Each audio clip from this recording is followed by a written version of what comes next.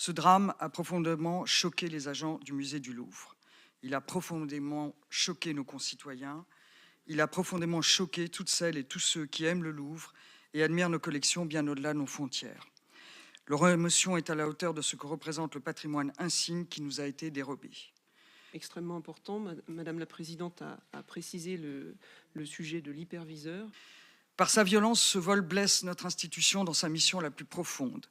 Croyez-le bien, il ne s'agit nullement pour moi de me dérober ou d'adopter une position de déni. Malgré nos efforts, malgré notre travail acharné au quotidien, nous avons été mis en échec. 8 objets d'une valeur patrimoniale immense, témoins de l'histoire de notre pays, conservés dans le cœur historique du Palais du Louvre, nous ont été arrachés pour prémunir le Louvre contre de futures agressions. Notre faiblesse, si nous en venons directement au point faible, au fond, nous n'avons pas repéré suffisamment à l'avance l'arrivée des voleurs. Les faiblesses de notre protection périmétrique sont connues et identifiées. La réponse à ma question. Madame la Présidente, même si elle a été refusée... Nous avons une infrastructure, on peut le dire, vieillissante, qui ne permet pas, si vous voulez, de greffer des équipements modernes et de toute dernière génération en matière notamment de vidéo et de détection sur une infrastructure qui ne la supporte tout simplement pas.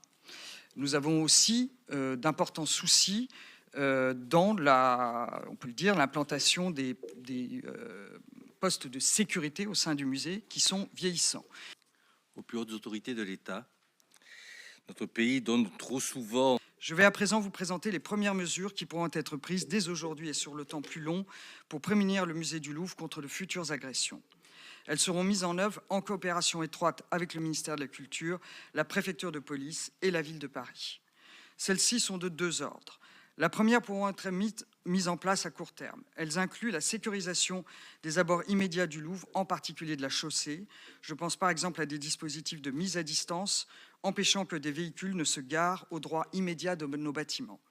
Je souhaite aussi solliciter le ministère de l'Intérieur pour étudier si l'installation d'un commissariat de police au sein du musée serait envisageable. Est-ce que ce sont les mêmes 80 millions ou c'est 80 millions qui s'additionnent? Non, le chiffre. Les autres mesures se déploieront sur le temps long dans le cadre du projet global Louvre Nouvelle Renaissance. Elles concernent la mise en œuvre du schéma directeur des équipements de sûreté que je vous ai présenté un peu plus tôt. Ce plan doublera le nombre de caméras sur les 37 hectares du domaine du Louvre. Il modernisera entièrement les accès par badge au musée. Il mettra en place un nouveau système d'hypervision dans les postes de contrôle du musée, permettant un contrôle exhaustif et global de l'ensemble des informations du système de sûreté.